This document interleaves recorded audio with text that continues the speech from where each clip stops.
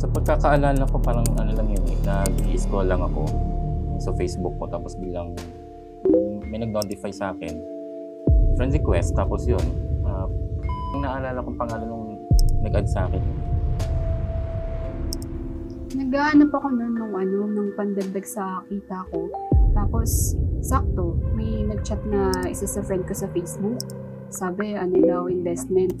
Kikita daw ng 10 to 20% yung may papasok na pera sa akin.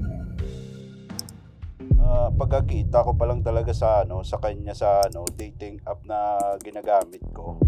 Grabe, sobrang nagandahan talaga ako sa kanya. Tapos nagulat ako na nag-match kami. Tapos grabe, sobrang excited ako noon. Kala ko magka-girlfriend na ako.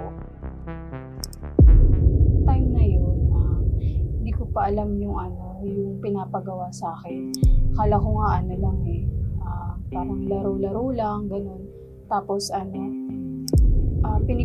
pinipicturean niya na yung mukha ko, yung katawan ko na nakahubad. Tapos nagulat ako yung yung isang kaibigan ko biglang nag-chat sa akin. Sabi niya sa akin, yung mga pictures ko daw is kumakalat sa internet.